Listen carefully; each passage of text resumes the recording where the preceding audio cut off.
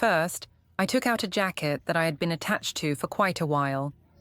During use, this jacket lost 1 to 2 teeth right in the middle of the zipper, a seemingly small defect but made zipping it almost impossible. I tried pulling it up and down a few times, and as expected, the zipper got stuck in the exact position where the teeth were missing, unable to move through.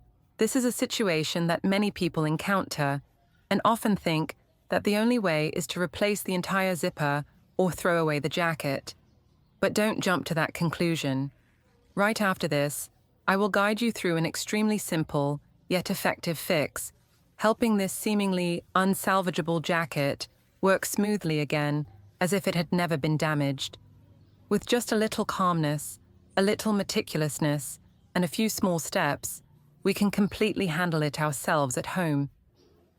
The first step is to use 3 small pins to secure the edge of the garment.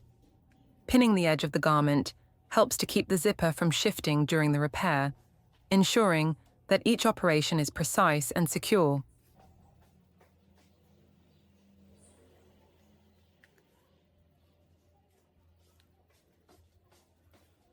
Once the fabric is secured, I move on to the more important part, dealing with the remaining teeth. I use pliers to gently remove the 3 teeth at the top of the zipper. This is the area that gives us room to work to fix the missing tooth in the middle of the garment. Of these 3 teeth, you will easily recognize that there is one that is the largest and hardest, the stop tooth, the part that keeps the zipper head from sliding past the top of the zipper. Removing these 3 teeth opens the way for the next step of the restoration, and also helps us to readjust the balance of the entire zipper. In this step, it is important to take your time, feel each tooth pop out, and make sure the zipper is not damaged. With a little patience, you will find that even seemingly irreparable damage can be professionally repaired at home. Next, I move down to the missing teeth, the area that caused the entire problem. Here, the small threads and frayed fabric made the zipper even more likely to get caught and harder to pull. So, I took a lighter and ran it gently along the edge of the zipper, just for a few seconds to clean up the frayed threads.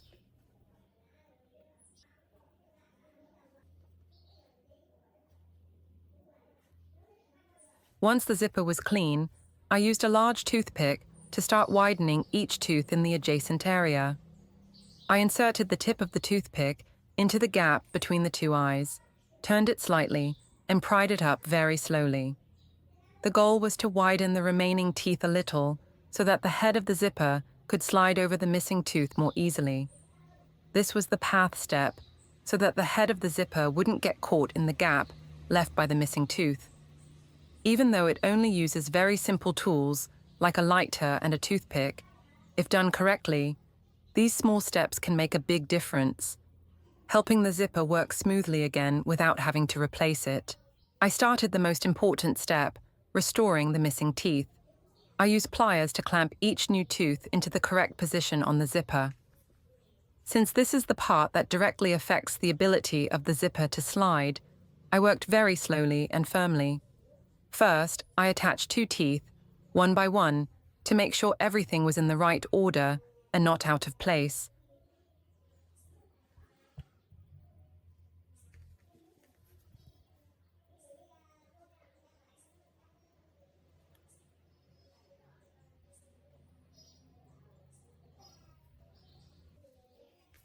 After clamping the 2 teeth, I used a large toothpick to realign their positions.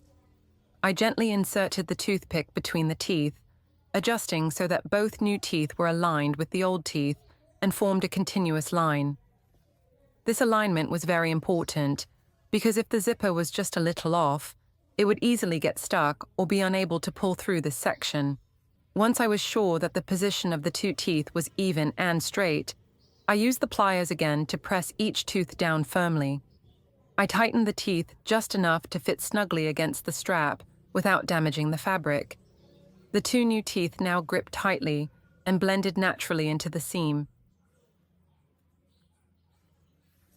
Finally, once the new teeth were securely attached and aligned, I proceeded to the most important finishing step. I took the largest size stopper, the the special tooth that keeps the buckle from being pulled past the limit point, I placed it at the top of the buckle and used pliers to tighten it.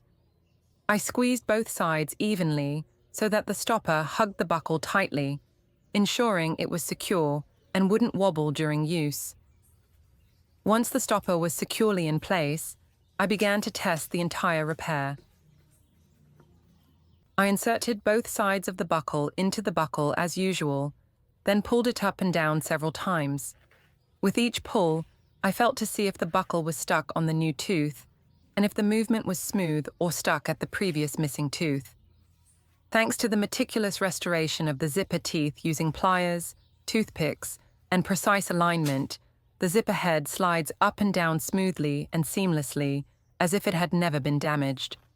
At this point, the shirt that had lost its zipper teeth and seemed beyond repair has been completely restored. The zipper works stably, smoothly, and is durable, ready to continue using for a long time. So we have completed the entire process of fixing a jacket with a missing zipper tooth. A seemingly difficult problem to fix, but with just a little patience and a few familiar tools, it is completely possible to handle it yourself at home. From cleaning the zipper, loosening the teeth, reattaching each new tooth, to fixing the stopper and checking the smoothness, every small step contributes to reviving the jacket that seemed to have to be thrown away. Now, the zipper works smoothly and firmly, and the jacket can accompany you for a long time. If you find this little tip useful, don't forget to like the video, share it with your friends or relatives. Who knows, someone might also need to fix the same zipper. And especially, subscribe to the channel so you don't miss out on the cool and extremely practical repair tips that I will share in the next videos. Thank you for watching.